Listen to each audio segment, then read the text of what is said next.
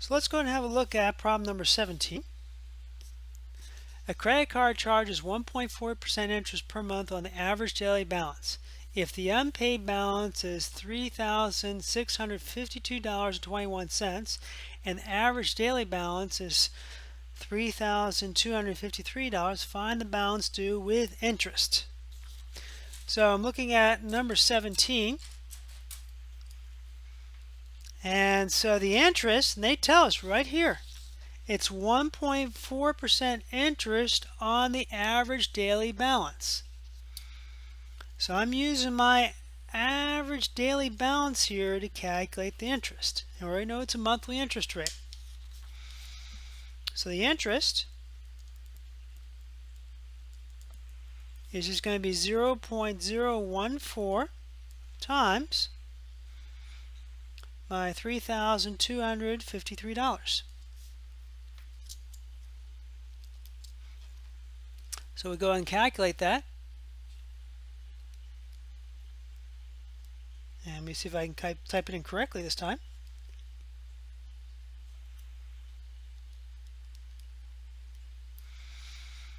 So that gives us $45.54. So that's going to be our interest. Now with that interest, I do not add it to the average daily balance. I have to add it to the unpaid balance. So that's going to get added to the unpaid balance here.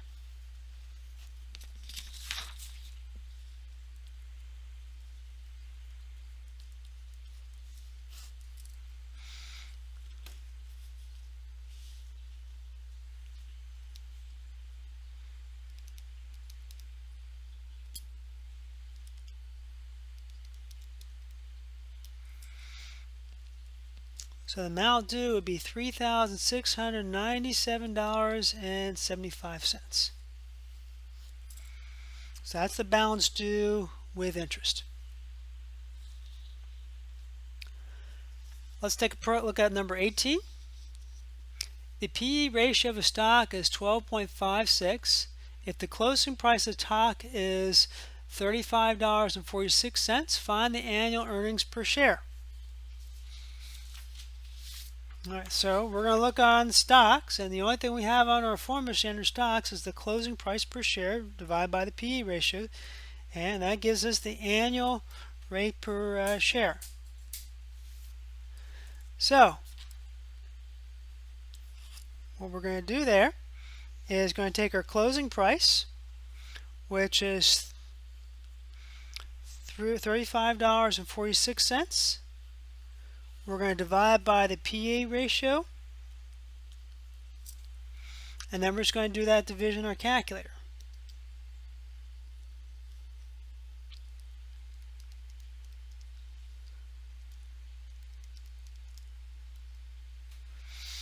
Now remember here, they said to round off to the nearest cent, so we're going to round off to $2.82.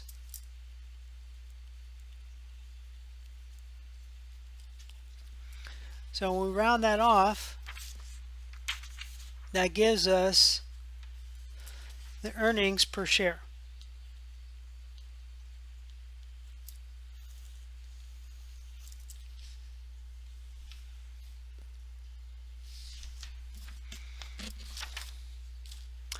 So let's take a look at number 19. We use the information mode to solve the following. Round your answer to the nearest cent. A family's annual gross income is $63,000. What is the maximum monthly payment they should have, and what is the maximum monthly credit obligations they should have? So you got to keep in mind, both those things are under affording house. They're dependent on a monthly gross income. So we're at 28% of the monthly gross income for the maximum mortgage payment, 36% of the monthly gross income for the maximum monthly credit obligations. They gave us an annual income. So the first thing before we do anything is we're going to divide that by 12 to make it a monthly income. So that's very important.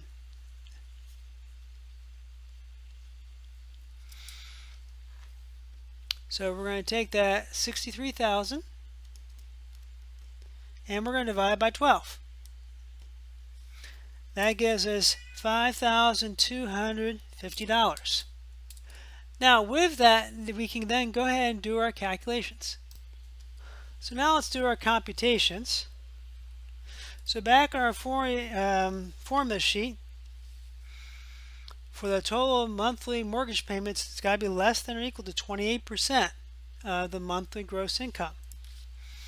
So we're going to take that 0.28 and we're going to multiply it by the $5,250. Yeah, that'd be nice if we could have a monthly gross income of $52,000.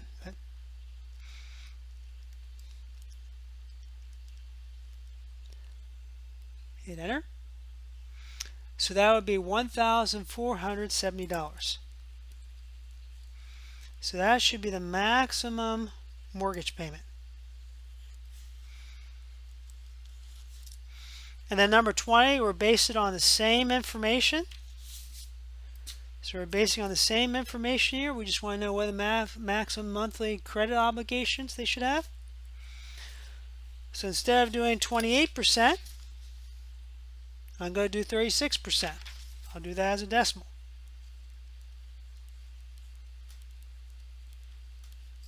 So we're going to go ahead and multiply here.